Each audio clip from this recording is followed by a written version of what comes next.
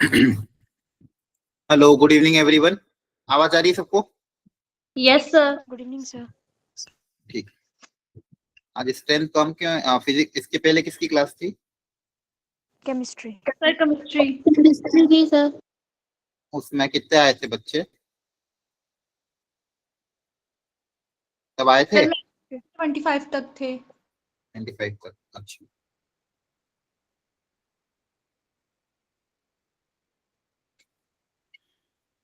ठीक, स्टार्ट करते। Area under curve हमको अब आगे कवर करना है। एप्लीकेशन ऑफ इंटीग्रेशन का अगला टॉपिक है। लास्ट क्लास तक हमने डेफिनेट इंटीग्रेशन को अच्छे से कवर कर लिया था। अभी और पीवाईक्यू भी करवाने हैं मुझे, तो थोड़ा सा ये टॉपिक हम थोड़ा कवर कर लेते ताकि सिलेबस हमारा मेंटेन रहेगा। फिर बीच में मैं आपको एरिया अंडर कर्व और डिफरेंशियल डेफिनेट इंटीग्रेशन के दोनों के मिक्स पीवाईक्यू एक साथ करवाऊंगा। एक वर्कशीट भी मैंने भेजी है आप लोगों को इस टॉपिक की, तो वो भी आप थोड़ा थोड़ा पीवाईक्यू ट्राई करते रहना, फिर उसका भी डाउट डिस्कशन हम रख लेंगे। ओके चलो, सर। अब देखो, अभी तक अपन ने डेफिनेट इंटीग्रेशन पढ़ा था, और मैंने आपको जब डेफिनेट इंटीग्रेशन पढ़ा रहा था तो हमने बताया था ए से b f x d x का जब हम इंटीग्रेशन करते हैं, इसका मतलब क्या होता है? ये बेसिकली ये डिनोट करता है, मान लो कोई फंक्शन है एफ एक्स, मान लो अबाउट द एक्स एक्सिस है, तो ए और बी के बीच में, ए से लेके बी के बीच में ये फंक्शन एक्स एक्सिस के साथ जो एरिया बना रहा है, वो एरिया की वैल्यू मुझे ये डेफिनेट इंटीग्रेशन देता है। और इसको डेफिनेट इंटीग्रेशन को करने का तरीका भी ऑलरेडी हमने सीखा। इंटीग्रेट करेंगे, फिर upper limit minus lower limit करते हैं, मुझे ये आंसर आ जाता है।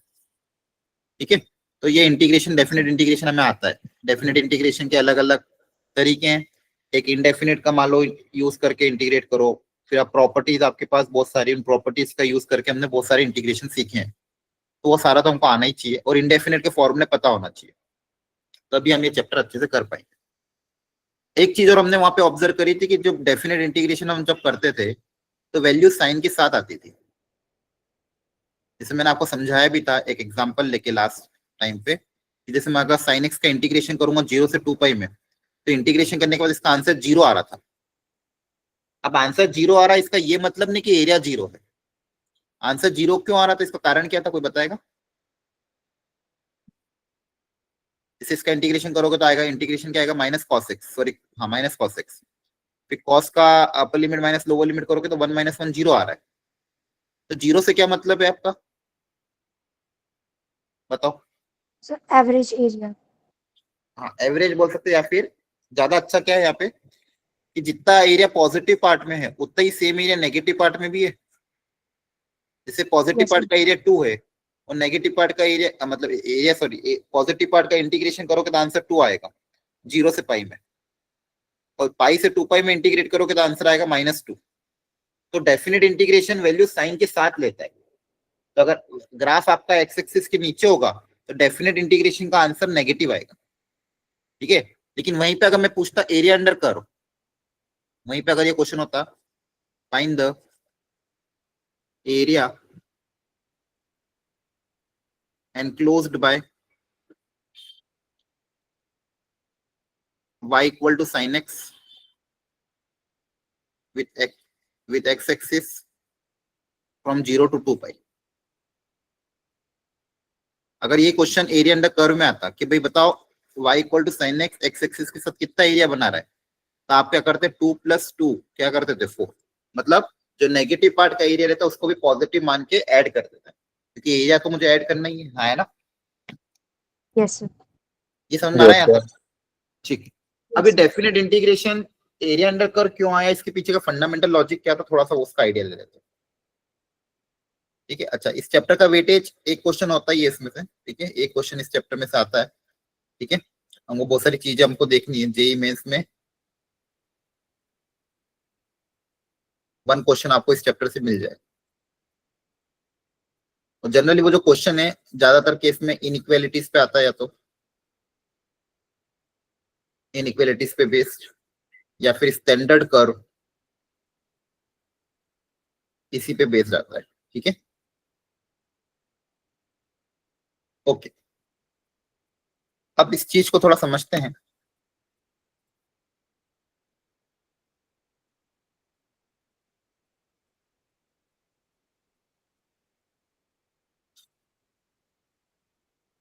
फॉर एग्जाम्पल,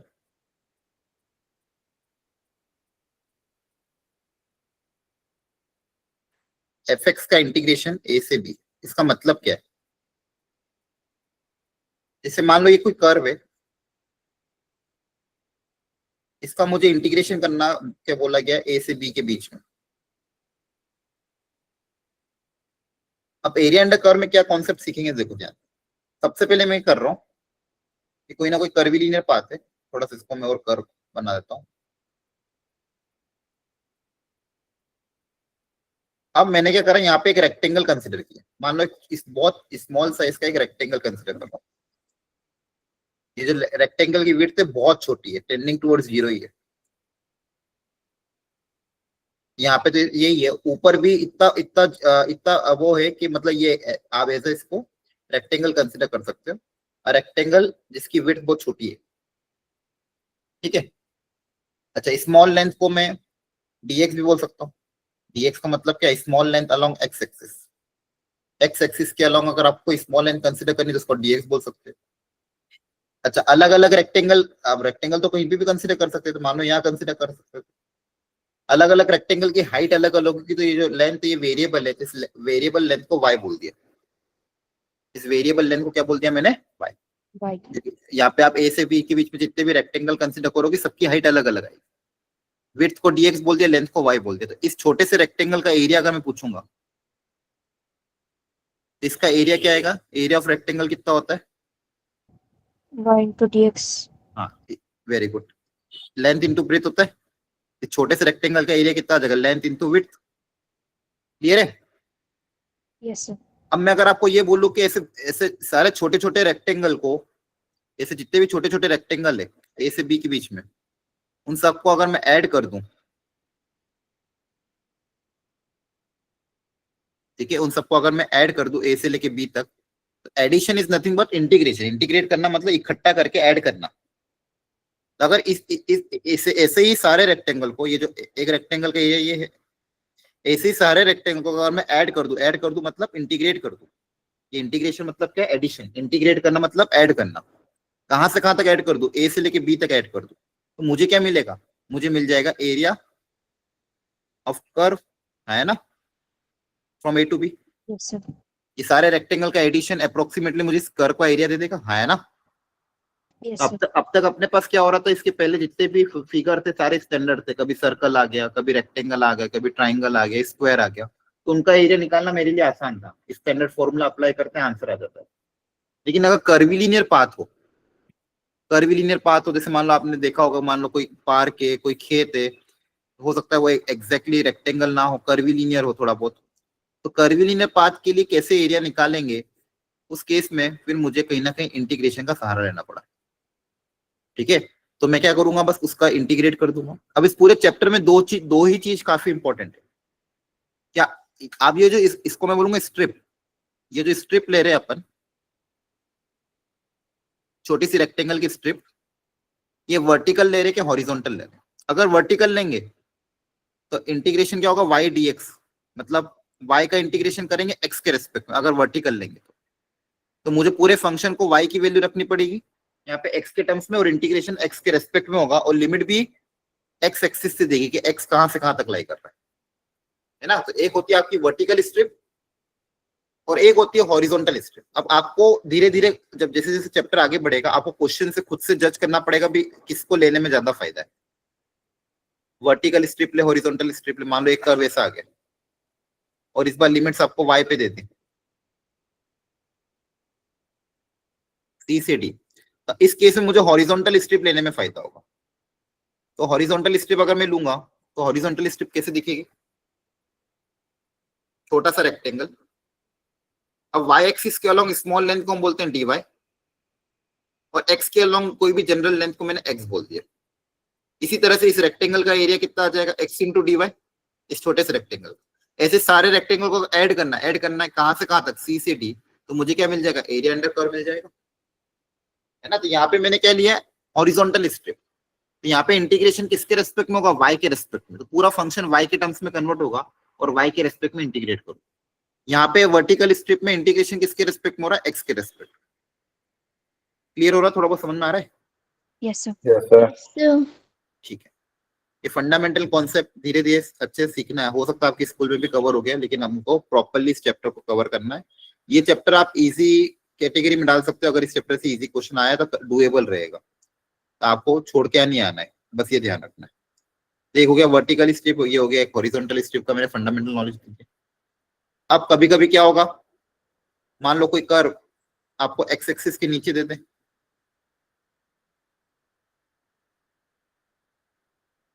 मान लो ऐसा दे दिया, और लिमिट है मान लो ए से बी।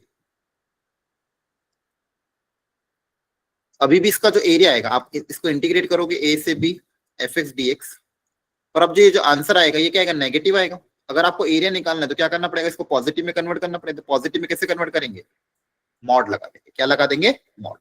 Mod. क्लियर है? तो कभी अगर एक्स के नीचे एरिया नेगेटिव है तो उसके आगे आप मॉड लगा दोगे तो एरिया पॉजिटिव में कन्वर्ट हो जाएगा। पहली चीज। एक और चीज ऑब्जर्व करो, कभी कभी मान लो हो सकता है पॉजिटिव नेगेटिव दोनों हो, जैसे अभी एग्जांपल भी लिया था हमने, मान लो ऐसा कुछ हो जाए, वो मान लो इंटीग्रेट करना है आपको ए से बी में, और मान लो पॉइंट किसी पॉइंट सी के बाद ग्राफ नेगेटिव हो रहा है, और आपको पूछा है कि बताओ find the area of the curve this, तो आप कैसे इंटीग्रेट करोगे, पहले ए से सी इंटीग्रेट करोगे, Yes, sir. है ना, फिर सी से बी करोगे, लेकिन सी से बी में आंसर नेगेटिव आएगा तो यहाँ पे क्या लगा देंगे, मॉड। Mod. फिर दोनों को क्या कर देंगे, ऐड कर देंगे, तो टोटल एरिया आ जाएगा। आपको फंडामेंटल समझ में आ रहा है कैसे कर रहे हैं? Yes, sir. Okay. Yes, sir. Same vertical same horizontal strip में भी अगर होगा उसमें भी हम ऐसे कर देंगे। ठीक है, यहाँ तक तो कोई दिक्कत नहीं। चलो एक एग्जांपल लेके समझते हैं कि अपना जो तरीका है वो सही है कि गलत, क्रॉस चेक करते हैं अपन ये जो कर रहे हैं इससे आंसर सही आएगा कि गलत आएगा। एक फंडामेंटल एग्जांपल ले रहा हूँ कि find area enclosed by curve X square plus Y square equal to मान लो a square. Area enclose by this curve, इतना बोला है मुझे। अच्छा, मुझे ऑलरेडी पता है एक सर्कल है, सेंटर ओरिजिन रेडियस ए, तो इसका एरिया क्या आएगा, पाई आर स्क्वायर, मतलब पाई ए स्क्वायर आंसर आना चाहिए। अब मैं इंटीग्रेशन की मदद से क्रॉस चेक करता हूँ कि क्या ये आंसर आएगा कि नहीं आएगा, हाँ है ना। इंटीग्रेशन की मदद से हम क्रॉस चेक करके देख लेते हैं कि अपना ये आंसर आ रहा है कि नहीं आ रहा, जो ये बोल रहे हैं। तो देखो कैसे करेंगे, सुनो, बस तरीका सिखा रहे हैं, ठीक है। इसका एरिया निकालना नो डाउट आसान है, आप direct formula pi r square करके निकाल सकते हो, लेकिन हमको तरीका सीखना है कि इंटीग्रेशन की मदद से कैसे एरिया निकाला जाता है। सबसे पहले डायग्राम ड्रॉ करेंगे, जो भी कर्व आएगा उसको ड्रॉ करना पड़ेगा। ये कर्व जो है इसका सेंटर ओरिजिन है, रेडियस ए है, ये पॉइंट हो जाएगा a,0, ये आपको ओरिजिन। अब यहाँ पे आप देख पा रहे हो जो कर्व है पूरी तरह से सिमेट्रिकल है, पूरी तरह से क्या है, सिमेट्रिकल है। तो हम क्या करेंगे, एक हिस्से का एरिया निकाल के 4 गुना करते हैं। तो मैं सबसे पहले क्या निकाल रहा हूँ, फर्स्ट क्वाड्रेंट का एरिया निकाल, ये वाला, ठीक है। तो इसको मान लो अपन A1 बोल रहे हैं। अब यहाँ पे मैं, आप चाहो तो हॉरिजॉन्टल वर्टिकल कोई भी स्ट्रिप ले सकते हो। मान लो मैं एक वर्टिकल स्ट्रिप ले रहा हूँ, क्या ली मैंने, वर्टिकल स्ट्रिप। वर्टिकल स्ट्रिप को क्या लिखोगे आप, y के अलोंग लेंथ को क्या बोलते हैं अपन, y, और स्मॉल लेंथ अलोंग x को क्या बोलते हैं, dx, है ना। इस Yes, sir. रेक्टेंगल का एरिया क्या हो जाएगा, y dx, बोलो। Yes. इस रेक्टेंगल का एरिया क्या हो जाएगा, y dx। अच्छा, मुझे तो फर्स्ट क्वाड्रेंट का चाहिए, मुझे इसको इंटीग्रेट करना पड़ेगा, ऐसे सारे रेक्टेंगल को ऐड करना पड़ेगा। इंटीग्रेट मतलब ऐड करना है, कहां से कहां तक ऐड करूंगा, 0 से लेके x की, देखो अब लिमिट भी x की आएगी, तो लिमिट कहां से कहां तक जा रही है, 0 to a।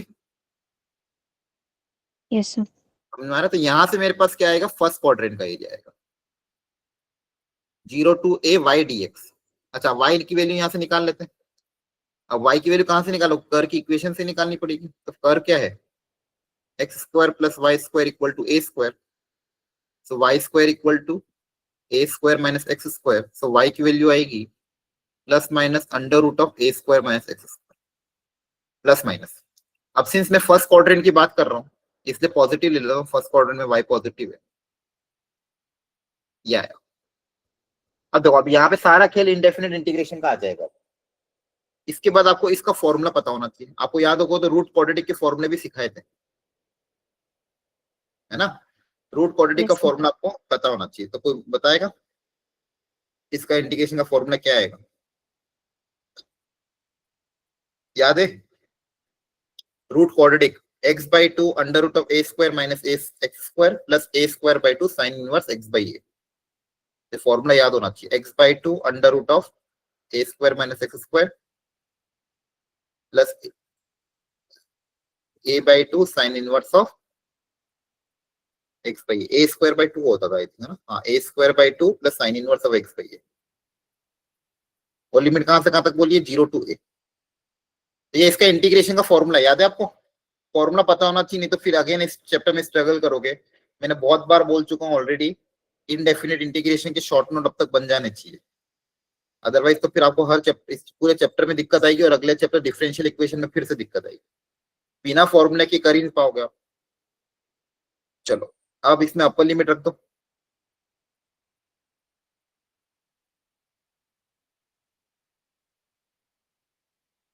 अपर लिमिट रख दी अपन ने,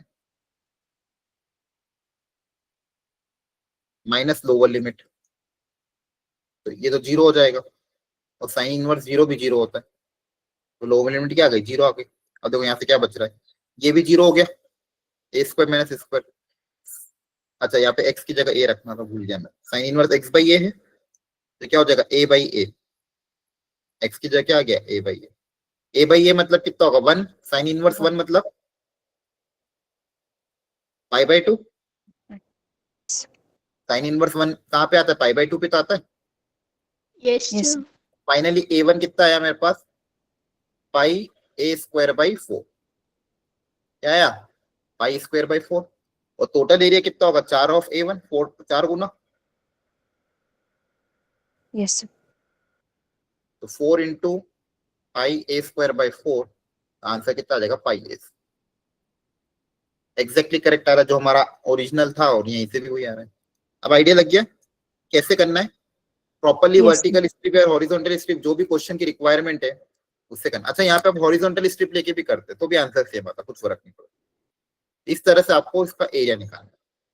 अगर मान लो मैं y dx कर रहा हूँ, तो पूरी वैल्यू y की वैल्यू x के टर्म्स में निकालूंगा। x dy कर रहा हूँ तो x की वैल्यू y के टर्म्स में निकालूंगा और फिर इंटीग्रेट करूंगा। ठीक है, यहाँ तक क्लियर हुआ सबको? Yes, sir. ठीक। ये वेराइटी आती है। एक वेराइटी और आती है कि फाइंड द, लिखो चलो एक question, find the area enclose in the first quadrant by x axis। तो लेकर क्वेश्चन लिखो, find the area enclose by the curve in the first quadrant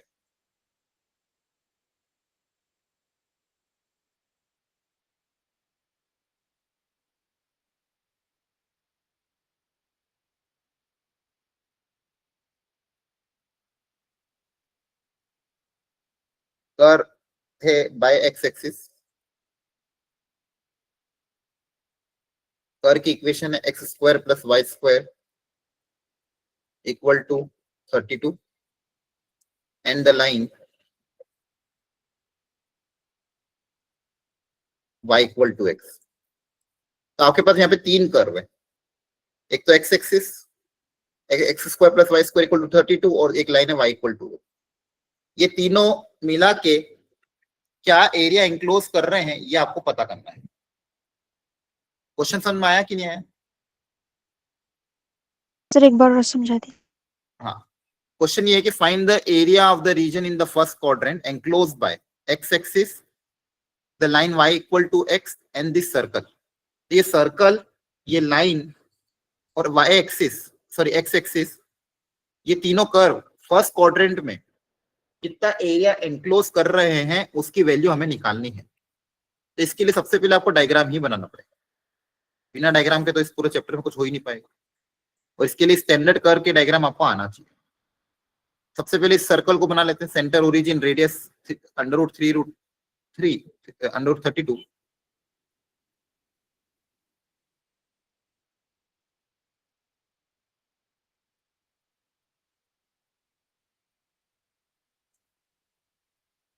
तो ये सर्कल है, रेडियस निकाल लेना आप, 4√2 आएगी ना रेडियस। ये सर्कल हो गया।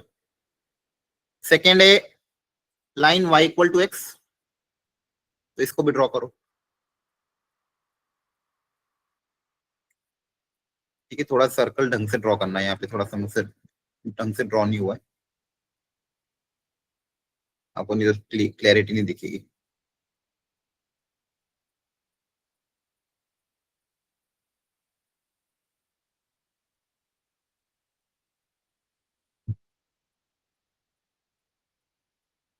करो ड्रॉ सब लोग एक बार खुद से।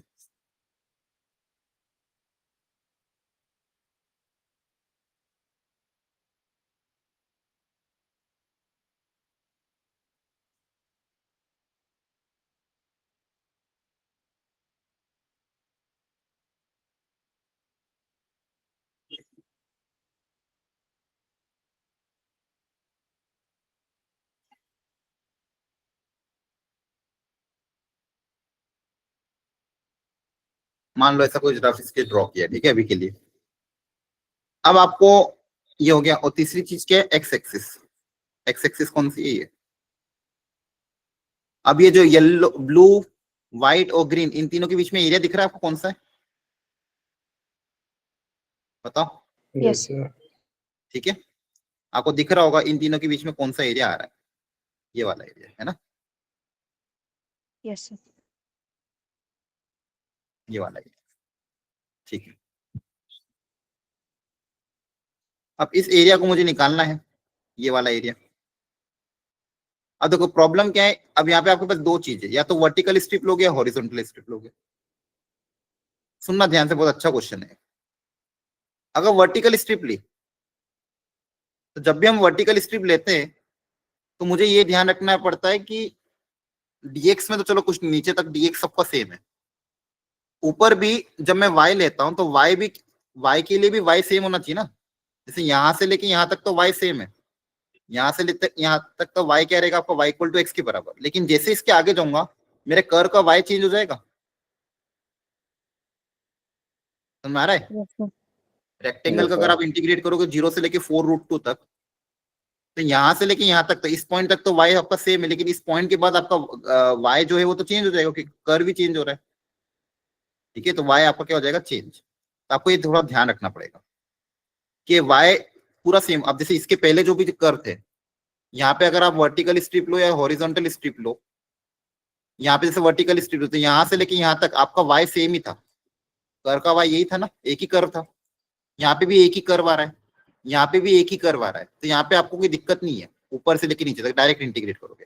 लेकिन यहाँ पे क्या हो रहा है, इस पॉइंट के बाद कर्व चेंज हो रहा है, पहले ब्लू वाली लाइन थी फिर व्हाइट वाली लाइन आ रही, पहले ब्लू वाला कर्व है फिर व्हाइट वाला कर्व है। तो जहां पे भी कर्व चेंज होता है वहां पे हमको अपनी लिमिट को भी ब्रेक करना पड़ेगा।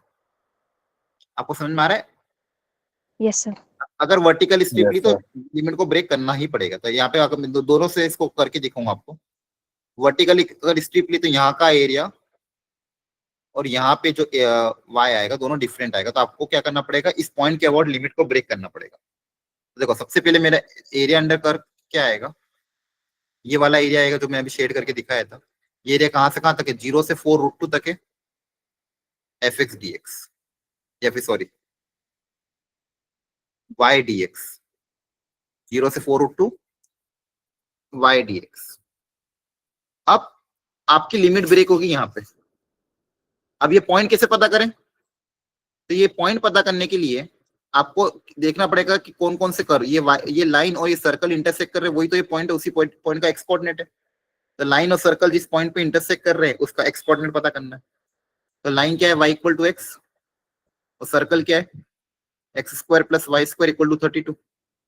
इसी के अंदर रख देंगे तो जगह x² y की जगह x आ जाएगा। यहाँ से x² इक्वल टू 16, तो x की वैल्यू 2 आ रही है, प्लस माइनस 4 है ना, एक 4 पे और एक -4 पे इंटरसेक्ट करेगा, तो ये पॉइंट 4 आ जाएगा। तो बेसिकली मुझे क्या करना पड़ेगा, अपनी लिमिट को ब्रेक करना पड़ेगा 4 पे,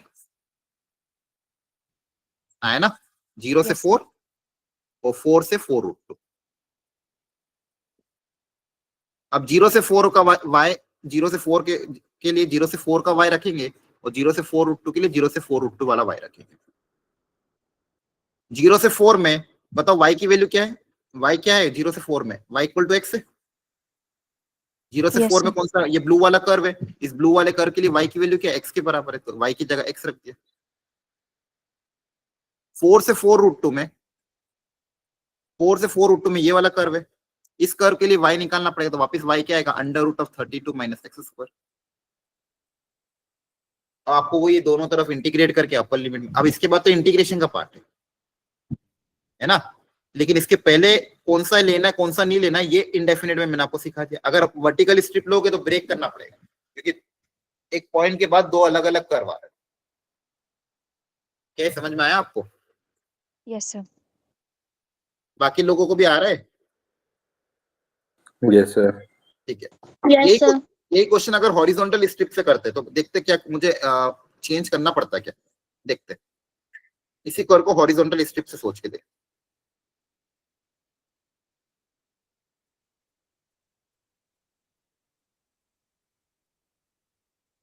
ये आपकी लाइन थी, अभी मैं इससे छोटा सा हिस्सा बना रहा हूँ, ठीक है। ये आपका कर्व है। अगर अब मैं हॉरिजॉन्टल स्ट्रिप लेता हूँ बच्चों, ध्यान समझना, ये आपकी एक्स एक्सिस, तो आपको ये एरिया निकालना। तो हॉरिजॉन्टल स्ट्रिप में ये होगा, small length along y axis हो जाएगी dy और x के अलोंग होगी dx। क्लियर है? Yes, sir. अब आपको ये चेक करना है कि क्या अब यहाँ पे प्रॉब्लम क्या है। अच्छा, x का मतलब क्या होता है? ओरिजिन से डिस्टेंस। x कोऑर्डिनेट क्या होता है? ओरिजिन से डिस्टेंस होता है ना। देखो यहाँ तक इसके पहले जो था उसमें दिक्कत नहीं आ रही थी, क्योंकि मेरा सारा मेजरमेंट ओरिजिन से चल रहा था। तो इस किसी पॉइंट का अगर मुझे x कोऑर्डिनेट पता करना था, x कोऑर्डिनेट क्या होगा? यही तो होगा, ओरिजिन से डिस्टेंस, है ना। Yes, sir. Yes sir. कोई भी पॉइंट पे अगर मैं x1, y1 लेता हूँ या x, y लेता हूँ, तो x डिस्टेंस क्या होता है? डिस्टेंस फ्रॉम द ओरिजिन ही नापते हैं अपन। अब लेकिन यहाँ पे दिक्कत क्या आ जाएगी? ये जो x है क्या ये ओरिजिन से है क्या? No, sir. नहीं, नो सर। यहाँ पे ये x मेरा ओरिजिन से नहीं है, तो फिर अब क्या करें? तो यहाँ पे अपन देखो ध्यान से, इस कर्व पे जो पॉइंट होगा ब्लू वाले पे, उसका डिस्टेंस ओरिजिन से मान लो x1 है ना। ये y equal to x curve है, ये तो ओरिजिन से x1 होगा मान लो यहाँ से यहाँ तक। और येलो वाले कर्व पे जो पॉइंट है मान लो इसी के करस्पॉन्डिंग ये डिस्टेंस है मान लो x2। डिस्टेंस हमेशा ओरिजिन मतलब बेसिकली y एक्सिस से नापेंगे। डिस्टेंस हमेशा x कोऑर्डिनेट का कहां से नापेंगे? y एक्सिस से। तो ब्लू वाले कर्व के लिए ओरिजिन से मतलब बेसिकली इस स्ट्रिप के बारे में मुझे सोचना है। ये जो स्ट्रिप है, इस स्ट्रिप का x कितना होगा? तो क्या आप मुझे बता दो कि x कितना आएगा? x2 minus x1। Yes, sir. x कितना आ जाएगा? x2 minus x1। x2 Yes, मतलब येलो वाले कर्व का x और x1 मतलब ब्लू वाले कर्व का x। तो आपका ये x आएगा। देखो अब येलो वाले कर्व का x कितना होगा? ओरिजिनल ऑलरेडी आपको पता है ये कर्व की इक्वेशन। कर्व की इक्वेशन क्या थी येलो वाले की? X square plus Y square equal to 32। तो यहाँ से येलो वाले कर्व का x कितना आ जाएगा? Under root of 32 minus y square, है ना। तो येलो वाले कर्व का x कितना आ जाएगा? 32 minus y square minus blue वाले कर्व का x। ब्लू वाले कर्व का x कितना है? y इक्वल टू एक्स ही है, मतलब तो वहां पे y x की जगह क्या आ जाएगा? y। x की जगह क्या आ जाएगा? y। तो बेसिकली आपने क्या पता करा? ये जो x आपने माना है इसकी लेंथ पता कर ली। क्या पता कर ली? लेंथ। अब उस रेक्टेंगल का एरिया कितना होगा बताओ? इस रेक्टेंगल का एरिया कितना होगा? एक्स डी वाई, है ना। yes, sir. रेक्टेंगल का एरिया क्या होगा? X d y. और वाई कहां से कहां तक जा रहा है? इस पूरे जो भी हम ये एरिया कंसिडर कर रहे हैं इसका वाई कहां से कहां तक जा रहा है? स्टार्ट कहां से हो रहा है? यहां से स्टार्ट हो रहा है और कहां तक जा रहा है? यहां तक। ठीक है। अच्छा, ये पता करने के लिए वापस इस कर्व में x की जगह y रखोगे, y square plus Y square equal to 32, 2y square equal to 32, y square equal to 16। तो y वापस कितना आएगा? 4 आएगा। तो लिमिट कहां से कहां तक होगी? 0 से 4। y की लिमिट देखो, y कहां से कहां तक जा रहा है? ये जो भी हम एरिया कंसिडर कर रहे हैं इसका y मिनिमम कितना है? 0। और कहां तक जा रहा है? 4 तक। अब ये x की वैल्यू आप पुटअप करोगे, x कितना आया था आपका? Under root of 32 minus y square minus का y। तो ध्यान रखना, अभी मैं वापस इसको रिपीट करूंगा, डोंट वरी। मैंने क्या सिखाया आपको? कि अगर आपका नॉर्मल कर्व है, सिर्फ सिंगल एक ही कर्व है, y equal to f x, और इसको इंटीग्रेट करना मान लो a से b, तो ये तो हो जाएगा डायरेक्टली। कैसे हो जाएगा? हॉरिजॉन्टल स्ट्रिप लोगे, ये dy ये x, तो इसका इंटीग्रेशन क्या होगा? x dy a से b। हॉरिजॉन्टल स्ट्रिप के लिए क्या होता है? x dy, है ना। और मैंने अभी क्या सिखाया, लेकिन कभी कभी मान लो अगर दो कर्व आ जाते हैं, एक कर्व ये आ गया, दूसरा कर्व ये आ गया, है ना। एक कर्व आपका क्या है? y इक्वल टू f1x, दूसरा कर्व मान लो y इक्वल टू f2x। अब एरिया एरिया निकालना है आपको, मान लो a से b के बीच में वापिस से, मतलब ये वाला एरिया पता करना है। इस एरिया को पता करने के लिए वापिस आप लोगे तो हॉरिजॉन्टल स्ट्रिप, लेकिन इस बार जो हॉरिजॉन्टल स्ट्रिप ली उसकी जो लेंथ है x, पहले तो पूरी लेंथ थी ना। देखो लेंथ हमेशा कहां से मेजर करते हैं? y एक्सिस से। x कोऑर्डिनेट हमेशा कहां से मेजर करते हैं? y एक्सिस से। इस बार लेंथ पूरी नहीं है ना y से, तो कैसे निकालोगे? पहले वाले कर्व का y कितना आ रहा है, सॉरी x कितना आ रहा है? x1। दूसरे वाले कर्व का कितना आएगा? x2। तो मेरी रिक्वायर्ड लेंथ क्या आएगी बताओ? x1 माइनस x2 है ना। Yes, sir. और इसको एक और शॉर्ट ट्रिक से एक और जाना जाता है। जैसे मान लो ये आपका लेफ्ट वाला कर्व है, ये लेफ्ट कर्व है, और ये मान लो आपका राइट कर्व है।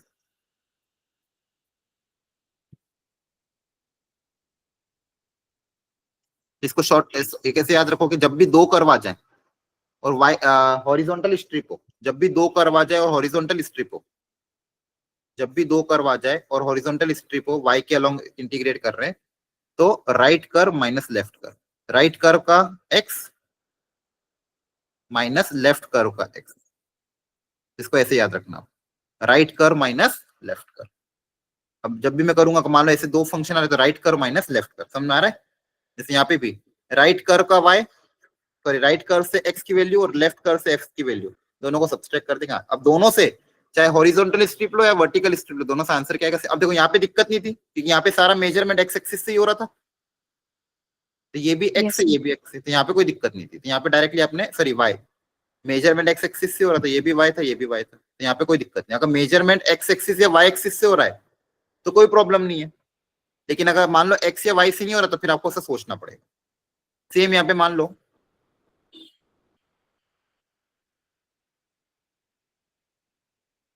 एक कर्व ऐसा है, y इक्वल टू f1x,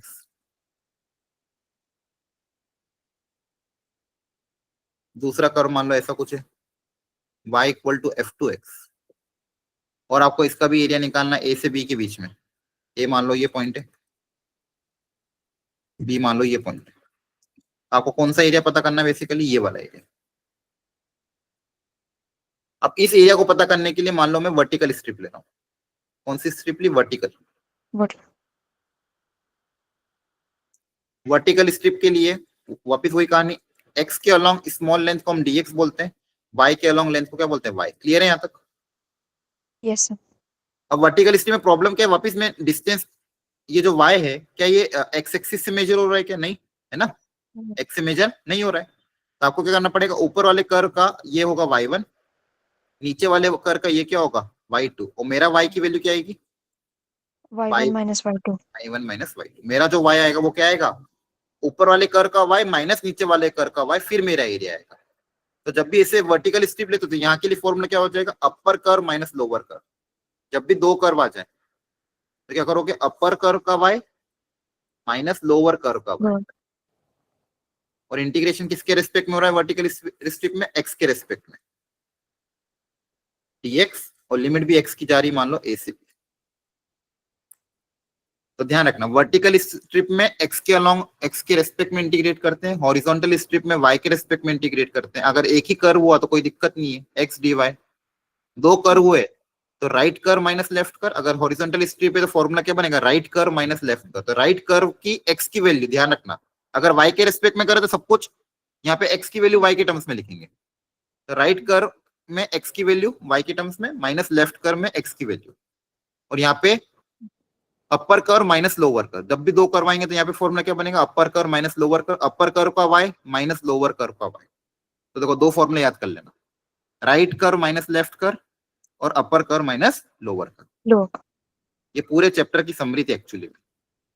आपको समझ में आ रहा है? इस चैप्टर में इसके Yes, अलावा sir. कुछ भी नहीं है।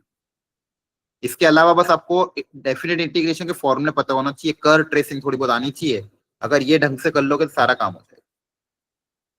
ठीक है, अब क्वेश्चंस पे थोड़ा सा हम जंप करते हैं।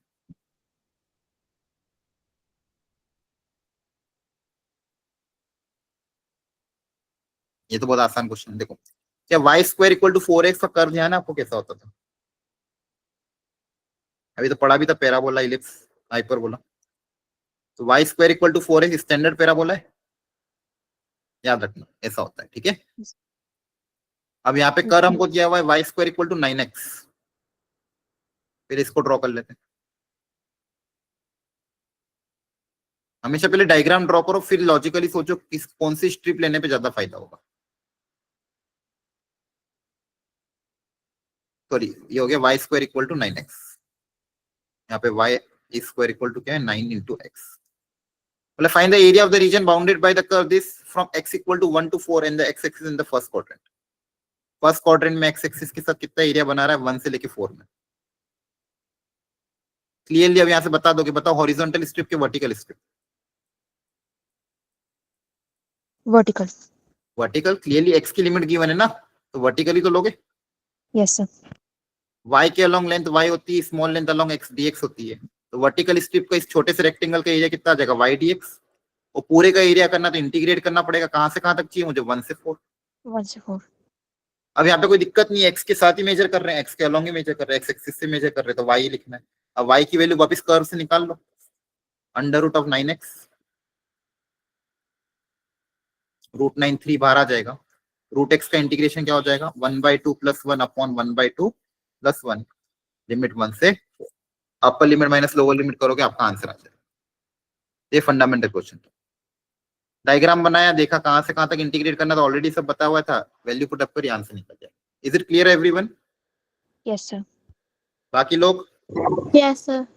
Yes, sir. सेम एक और, अब इस बार एक्स स्क्वायर है, तो y equal to x square, parabola, upward parabola है। क्या है, अपवर्ड पैराबोला। वो बोला Yes, sir. 0 से 2 में कितना इंटीग्रेशन होगा। अब देखो यहाँ पे भी वही कहानी है, आपको ग्राफ ड्रॉ करना अच्छे से आना चाहिए। क्या इसके रूट्स निकल रहे हैं क्या?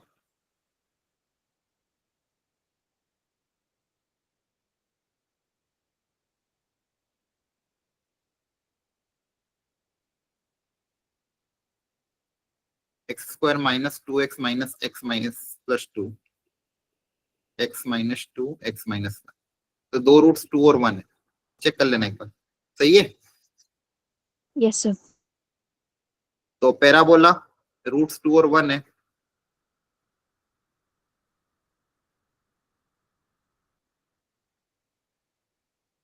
डायग्राम ड्रॉ कर लो, सबसे पहले डायग्राम बनाना ही इंपॉर्टेंट। अब पढ़ते हैं आगे की चीजें। Area bounded by the curve with the x axis from x equal to 0 to 2। x कहां से कहां तक बोला है, 0 टू 2। 0 to 2. एक तो ये कर्व लेना है, एक्स एक्सिस लेना है, और 0 टू 2 में। तो अब 0 टू 2 में ये कर्व एक्स एक्सिस के साथ कौन सा एरिया बना रहा है, ये वाला एरिया आया ना, Yes, sir. ये और ये। यहाँ पे तो डायग्राम दिख ही नहीं रहा, आ रहा है समझ में कौन सा एरिया आएगा? Yes, sir. एक तो ये वाला एरिया एक्स एक्सिस के साथ 0 से 2 में, और एक ये वाला एरिया। ये दो एरिया हमको निकालना है, करो ट्राई, करो इंटीग्रेट, और प्रॉपर्ली सोचो फाइनल आंसर क्या आएगा।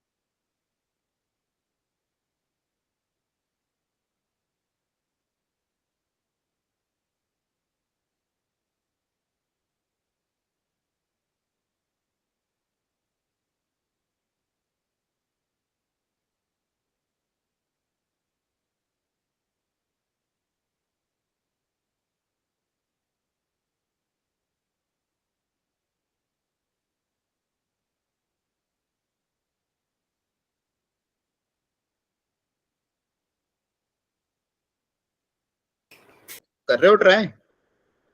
Yes, sir. मैं भी साइड बाय साइड थोड़ा कर रहा हूँ, जिसको नहीं समझ में आया देखते रहना, बाकी लोग आप लोग अपना अपना करते रहो। देखो दोनों ही केस में स्ट्रिप वर्टिकली होगी, यहाँ पे भी वर्टिकल स्ट्रिप ले रहा हूँ, यहाँ पे भी वर्टिकल स्ट्रिप ले रहा हूँ। बस आपको दिख रहा है एक जगह एरिया पॉजिटिव आएगा, एक जगह एरिया नेगेटिव आएगा। टोटल एरिया आपका कैसे दिखेगा? पहले इंटीग्रेशन 0 to 1 y dx, फिर मॉड 1 से 2 y dx। y तो बहुत आसान है, x square minus 3x plus 2 plus mod लगा देंगे 1 से 2, y वापस वही है, कर तो वही है ना दोनों ही केस में। देखो ध्यान से, यहाँ पे जो y है और यहाँ पे जो y है, वो जो पॉइंट आ रहा है y मतलब ये पॉइंट का डिस्टेंस होता है। y मतलब क्या होता है? ये जो भी पॉइंट है उसका डिस्टेंस। तो दोनों ही केस में y तो सेम ही है, हाँ है ना। इंटीग्रेट क्या हो जाएगा? x³/3 माइनस 3x²/2 प्लस का 2x, x³/3 5/6 answer. 5/6 है। Okay very good. 3x²/2 plus का 2x, और यहाँ मॉड लगेगा।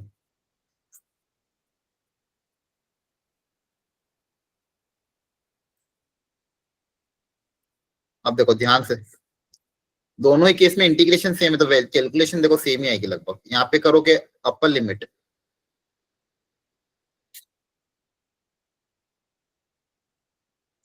माइनस लोअर लिमिट तो 0 है, यहाँ पे भी अपर लिमिट मॉड है, ध्यान रखना है ना, मॉड लगाना है। अपर लिमिट करोगे तो x की जगह 2 रखोगे, यहाँ पे भी x की जगह 2, 2 cancel, minus lower limit. Lower limit में यही वैल्यू आएगी, बस कैलकुलेट करके यहाँ रख लें, लिखेंगे। लोअर लिमिट में लिख देता हूँ वापस, ठीक है। कैलकुलेशन आप देखते रहना, कहीं एरर हो तो मुझे बता देना। इसको कैलकुलेट करने के लिए एलसीएम लेना पड़ेगा, एलसीएम 6 आएगा, यहाँ पे 2 से मल्टी एलसीएम आ जाएगा 6, 2 माइनस 9 प्लस 12, तो कितना होगा ये एक्चुअली में? 5/6. हाँ ये आएगा प्लस का 3, नहीं 2 माइनस 9 प्लस 12 है ना। अच्छा हाँ हाँ सही है, 5/6।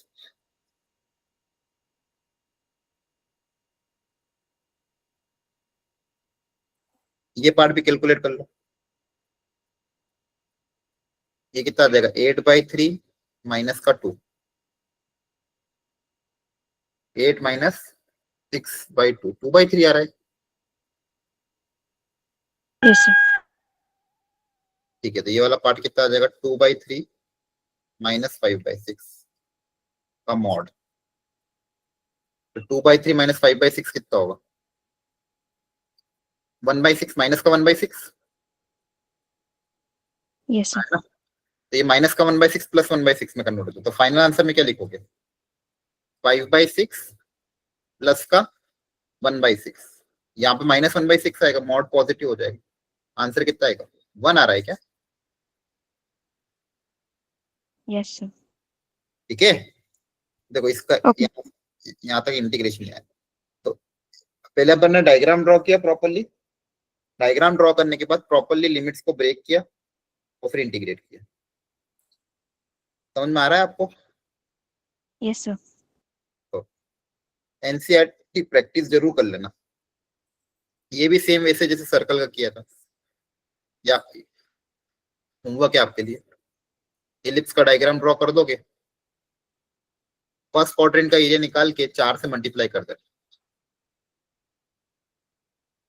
ठीक है। Okay, sir. ये भी रहने दो। यहाँ तक समझ में आया सबको? Yes, sir. ठीक है। एक सेकेंड, अब मैं आपको एक लेफ्ट कर माइनस राइट कर के लिए भी कुछ एक दो क्वेश्चन फिलहाल फंडामेंटल बेस करा देते हैं। ठीक है, तो यहाँ तक अपन ने कर लिया, इलिप्स के भी क्वेश्चन आएंगे तो हम कर लो। देखो इसके बाद आपकी 8.1 बहुत अच्छे से हो जाएगी। एनसीईआरटी की जो 8.1 एक्सरसाइज है उसको आप बहुत प्रॉपरली कर सकते हो। आ रही बात समझ में? Yes, sir. ठीक है, तो एक क्वेश्चन लिखो, फाइंड द एरिया। लिखो सब लोग क्वेश्चन अपनी अपनी कॉपी में। Find the area lying above x axis। लिखो सब लोग, find the area above x axis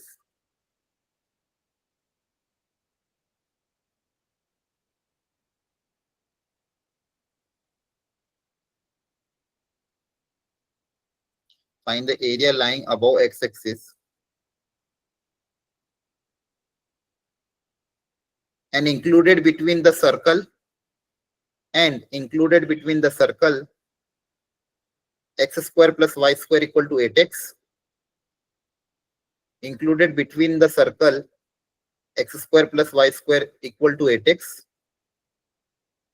and inside of the parabola y square equal to 4x, included between the circle x square plus y square equal to 8x, and inside the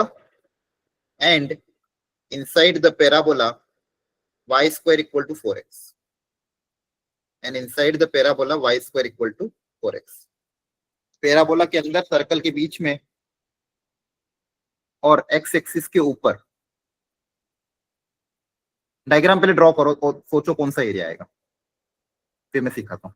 एक बार पहले खुद से predict करो, गलत होगा चलेगा, काट देना अगर गलत हुआ, लेकिन एक बार खुद से ट्राई करो ड्रॉ करने की कौन सा एरिया की ये बात कर रहे हैं।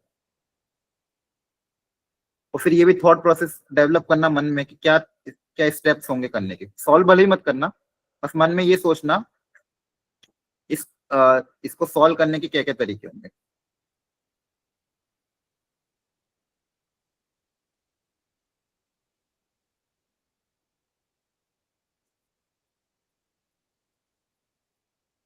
पहले तो सर्कल देखो ध्यान से कौन सा है, x square plus Y square equal to 8x है, तो इसका सेंटर क्या होगा, रेडियस क्या होगा वो पता करो। फंडामेंटल तो पता होना चाहिए ना, सर्कल के बारे में तो सब कुछ पता होना चाहिए। सेंटर कैसे निकालते हैं, रेडियस कैसे निकालते हैं, दिक्कत आएगी इस चैप्टर में आपको नहीं तो। इसका सेंटर पता करो, रेडियस पता करो, डायग्राम ड्रॉ करो। और मुझे बताएगा सेंटर क्या होगा इस सर्कल का।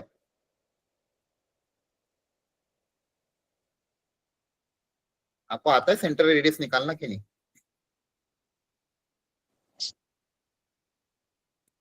ये पता होना चाहिए, देख लो। चलो, x square plus Y square plus 2gx plus 2fy plus c equal to 0 circle की जनरल इक्वेशन होती है।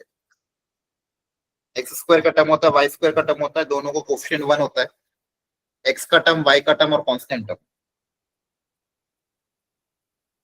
अब इसका सेंटर क्या होता है, सिखाया था आपको पहले भी, -g, -f। मतलब x के कोफिशिएंट को 2 से डिवाइड कर दोगे, y के कोफिशिएंट को 2 से डिवाइड कर दोगे और माइनस का साइन लगा दोगे।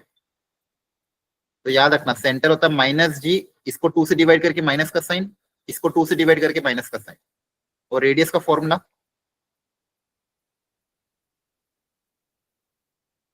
√g² plus f² minus c। √g² plus f² minus c। Example,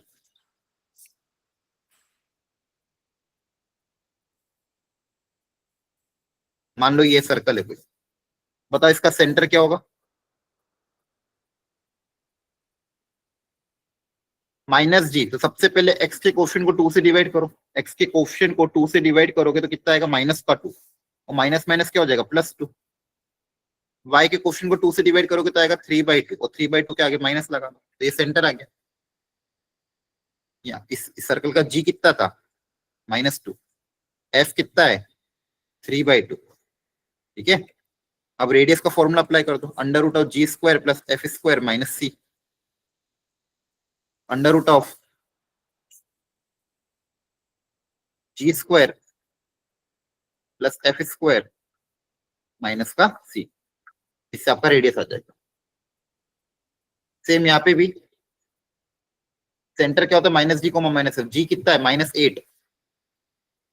जी कितना है, सॉरी 2g कितना है, -8। तो जी कितना आ जाएगा, -4। और सेंटर क्या हो जाएगा, -g मतलब +4,0। इसको 2 से डिवाइड करके साइन चेंज करना है, y कोऑर्डिनेट तो है ही नहीं। Radius under root of G square plus F square minus C, तो रेडियस भी 4 है। रेडियस भी 4, सेंटर भी 4,0। सेंटर 4,0, रेडियस भी कितनी है, 4, मतलब ओरिजिन को टच करके जाएगा।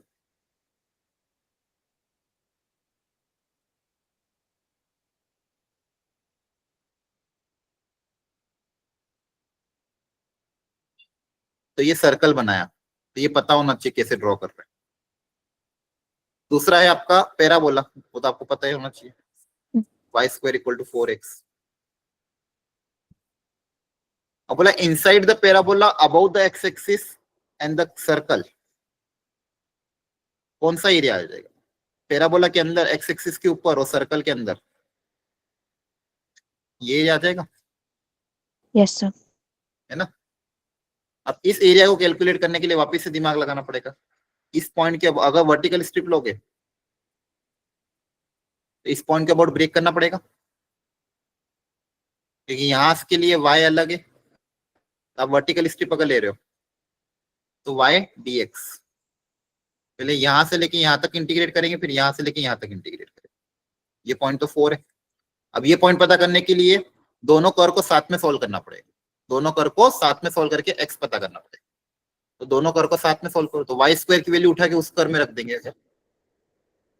तो दोनों कर्व को साथ में सोल्व करके देख लेते हैं। x² + y² = 8x है, x² + 4x = 8x, x² - 4x = 0, x × x - 4 = 0। तो यहाँ से x की दो वैल्यू आई, 0, 4 नहीं आना चाहिए, कुछ गड़बड़ कर रहा है मैंने क्या। सर 4 का स्क्वायर 16 नहीं होगा? अच्छा हाँ, यहाँ पे 16 हो जाएगा ये, है ना। यस एक सर। मिनट, हाँ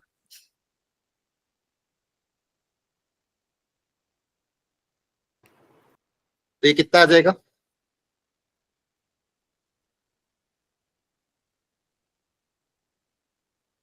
हेलो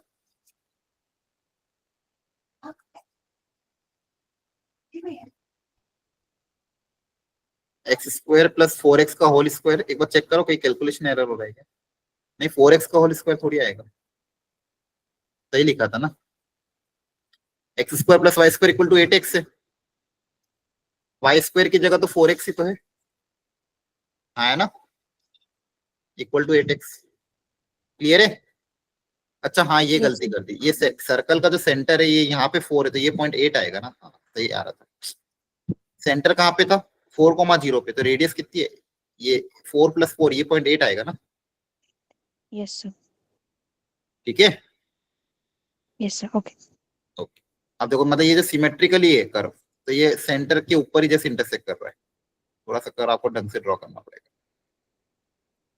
इसको ड्रॉ पहले पता कर लेते पॉइंट ऑफ इंटरसेक्शन क्या रहा है। तो x² + 4x - 8x = 0, x² - 4x = 0, x × x - 4 = 0। यहाँ से x की दो वैल्यू आएगी, 0, 4। एक तो 0 पे इंटरसेक्ट करेगा, दूसरा कहाँ पे इंटरसेक्ट करेगा, 4 पे। ठीक है, Yes, sir. तो आपकी लिमिट कहाँ पे ब्रेक होगी, 0 से 8 में 4 पे ब्रेक होगी। तो 0 से 4 और 4 से 8। अब 0 से 4 का y कौन सा है, 0 से 4 के लिए y कर Parabola वाला, one. कर वाला y है ना, पैराबोला वाला। तो y की जगह क्या आ जाएगा, √ 4x। y की जगह क्या आ जाएगा, पैराबोला से √ 4x। वो 4 से 8 में कौन सा y है, कौन सा कर्व है, सर्कल वाला। बिल्कुल। सर्कल से y उठा लोगे, सर्कल से y कैसे निकलेगा? सर्कल से y निकालना पड़ेगा under root of 8x minus x square, तो वापिस रूट क्वाड्रेटिक है, परफेक्ट स्क्वायर बना के सॉल्व करना पड़ेगा। प्रैक्टिस तो करना पड़ेगी आपको, देखो रूट क्वाड्रेटिक और इसकी बार बार आएगा इस चैप्टर में, ठीक है। तो अगर जिसको अंडर रूट क्वाड्रेटिक वाले में दिक्कत है तो वो एनसीईआरटी से प्रैक्टिस जरूर कर लें। आ रहा है समझ में? Yes sir. थोड़ा बहुत क्लैरिटी आ रही क्या हो रहा है इस चैप्टर में, कि बिल्कुल हवा में उड़ तो नहीं रहे? No sir. ठीक है, एनसीईआरटी थोड़ी आज प्रैक्टिस करोगे ना, धीरे धीरे और कॉन्फिडेंस आ जाएगा। चलो और एक दो क्वेश्चन अच्छे करते हैं। चलो इसको ड्रॉ करने की कोशिश करो। ये भी एक पैराबोला है, बस इसका वर्टेक्स शिफ्ट है। वर्टेक्स कहाँ पे शिफ्ट हो गया इसका? माइनस एच कोमा के करते हैं अपन, तो -1,0 पे वर्टेक्स है, ड्रॉ करो। पैराबोला वही Y square equal to 4x, बस उसको शिफ्ट कर दिया इसका वर्टेक्स 0,0 से। वर्टेक्स कहाँ पे शिफ्ट हो गया है? -1,0 पे, वर्टेक्स -1,0 पे। अब करो ट्राई।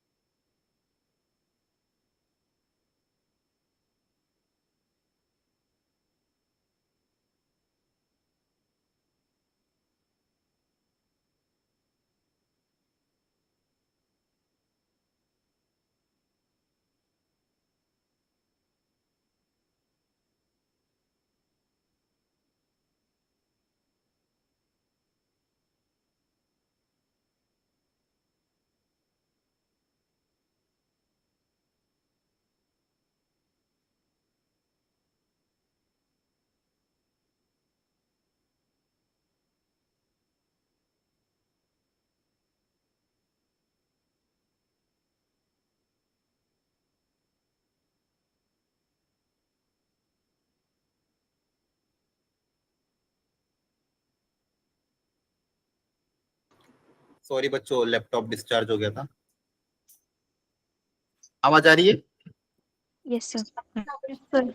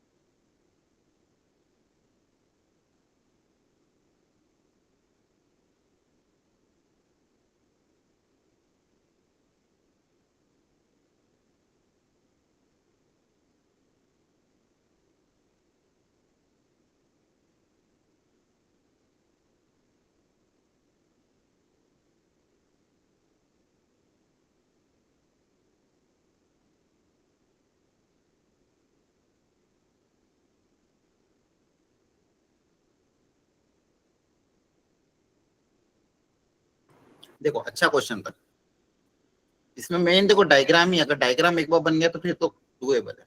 ध्यान से पढ़ो, area bounded by the curve this, इस कर्व को हमने ड्रॉ कर दिया, इसका वर्टेक्स कहाँ पे शिफ्ट हो गया था, -1,0 पे, तो यहाँ पे वर्टेक्स शिफ्ट हो गया।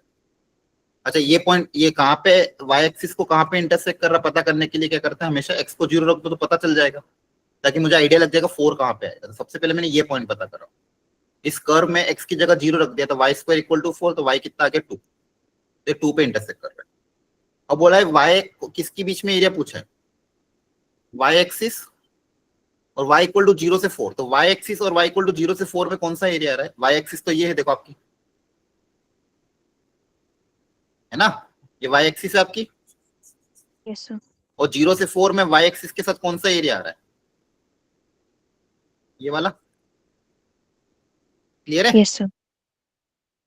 बहुत अच्छा क्वेश्चन। अच्छा बताओ, हॉरिजॉन्टल स्ट्रिप लें कि वर्टिकल स्ट्रिप लें?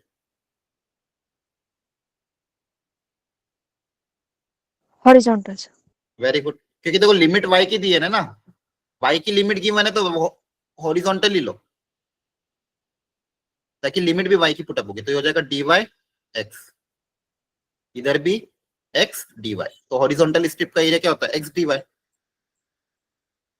देखो अच्छा दोनों केस में देख लेते हैं, y क्या सेम है दोनों केस में, दोनों ही केस में एक ही कर्व है ना, यहाँ के लिए भी कर्व का x वही है और इस कर्व का भी x वही है, क्या दोनों कर्व का x सेम है? Yes, sir. दोनों कर्व का x क्या है, सेम ही है, तो अपन को कोई दिक्कत नहीं है, तो आप चाहो तो डायरेक्ट इंटीग्रेट कर सकते हो 0 से लेके 4 तक, कि दोनों कर्व में दोनों ही साइड में यही कर्व है, दोनों ही केस में कर्व की लेंथ क्या है, y एक्सिस से ही मेजर हो रही है, दोनों में कर्व भी सेम है, तो डायरेक्टली इंटीग्रेट कर सकते हो 0 से 4। कर्व क्या है, x की वैल्यू पता करनी है, तो x पता कर लो इस कर्व का, x कैसे पता करेंगे, y² / 4 = x + 1, x कितना आ जाएगा, y² / 4 - 1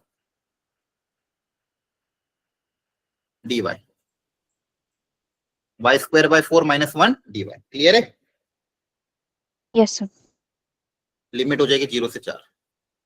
अब इसका भी इंटीग्रेशन देखो, देखो यहाँ पे भी इंटीग्रेशन का पार्ट आसान ही है, इंटीग्रेशन का पार्ट देखो बहुत आसान आ रहा है। मेन क्या था कि आप कितनी अच्छे से कर्व को ड्रॉ कर पाते हो और क्वेश्चन को रीड करके एरिया कौन सा ये प्रिडिक्ट कर पाते हो। और ये चीज अगेन एक ऐसा नहीं होगा कि मैं 2-4 लेक्चर पढ़ा दूं और आपसे हो जाएगा, आपको खुद से प्रैक्टिस करने होंगे, सॉल्व एग्जाम्पल, अच्छे अच्छे क्वेश्चन। सॉल्व एग्जाम्पल के लिए आपके पास मॉड्यूल भी अवेलेबल है, एनसीईआरटी अवेलेबल है, एनसीईआरटी के एग्जाम्पलर भी है। सबसे पहले एनसीईआरटी और एनसीईआरटी के एग्जाम्पलर अच्छे से करना, फिर आप चाहो तो जेई के इजी लेवल पीवाईक्यू। अच्छा मैं बार बार एक ही चीज बोलता हूँ, एक चीज सब लोग ध्यान दो, ट्राई करो इजी लेवल पीवाईक्यू पे ही अपना ग्रिप पहले स्ट्रॉन्ग बनाओ, फिर बाद में जाना मीडियम और हार्ड लेवल पे। पहले इजी मीडियम लेवल के सारे पीवाईक्यू बहुत अच्छे से आप जितनी ज्यादा प्रैक्टिस कर सकते हो उतनी ज्यादा प्रैक्टिस करो। जहां पे भी आपको लग रहा है बहुत हार्ड लेवल पीवाईक्यू तो छोड़ दो, कोई दिक्कत नहीं है, अपने पास समय कम है और आपको सारी चीजें करनी है, तीनों सब्जेक्ट करने हैं। आपका इजी लेवल ये भी अच्छे से नहीं हो रहा है, समझ आ रहा है, तो हार्ड मीडियम तो बहुत दूर की बात है। सबसे पहले आप अपने इजी लेवल पे अच्छी ग्रिप बनाओ, जितनी ज्यादा प्रैक्टिस हो सकती है इजी लेवल की अच्छे से प्रैक्टिस करो, उससे आपका कॉन्फिडेंस लेवल इतना अच्छा हो जाएगा कि आप जेई क्रैक कर लोगे। समझ में आ रहा है ना, ये बहुत बड़ी टिप है, वैसे भी आपको पता है पूरा पेपर नहीं करना है आपको। क्लियर है सबको? Yes, sir. ओके ठीक है, तो अब मैं आपको 1 मिनट बता रहा हूँ आपको करना होमवर्क में क्या क्या करना है। एक सेकंड,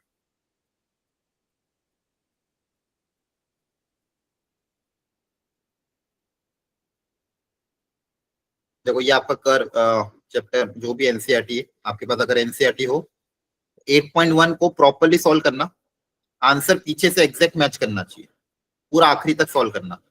और जो क्वेश्चन दिख रहे हैं सेम सेम है तो उनको छोड़ देना, जैसे 4th और 5th एक जैसे ही है, दोनों में से कोई एक कर लेना, दोनों करने की जरूरत नहीं है ना। तो जो सेम वेराइटी है उसको छोड़ते रहना, ऐसा नहीं कि सारे ही क्वेश्चन करने हैं, जो आपको लग रहा है ये तो सेम ही है तो छोड़ देना। मेन 8.2 है, इसमें 2 अच्छा, इसमें भी सारे देखो सॉल्व एग्जाम्पल बहुत अच्छे अच्छे हैं, ये सारे सॉल्व एग्जाम्पल ट्राई कर लेना। ये आपके बोर्ड्स पॉइंट ऑफ व्यू से भी इंपॉर्टेंट है, जेई पॉइंट ऑफ व्यू से भी प्रैक्टिस करनी है। मिसलेनियस भी बहुत अच्छी है इसकी, आपका टारगेट अभी यही है कि आप एनसीईआरटी पूरी अच्छे से करो मिसलेनियस तक। क्लियर है? अगली क्लास Yes, में sir. आप एनसीईआरटी का डाउट डिस्कशन कर सकते हैं, जो भी एनसीईआरटी में आपके डाउट्स हो अगली क्लास में आप पूछ लेना, लेकिन उसके पहले अपनी ईमानदारी से पूरा अटेम्प्ट करके आना। एंड सेकेंडली जो ज्यादा इजी लग रहा है आपके, हाँ ये हो जाएंगे, तो उसका आप स्किप करके आगे बढ़ सकते हैं, लेकिन जो क्वेश्चन अच्छे हैं उसका आंसर फाइनल तक निकाल के लेना। क्लियर है? Yes sir. Yes sir. Okay ठीक है, आज इतना ही रखते हैं। आई होप आपको समझ में आया होगा, प्रैक्टिस कर लेना घर पे। ओके ठीक है, Okay. Thank you. Thank you Okay, sir. sir. Okay sir, thank you. Thank you everyone.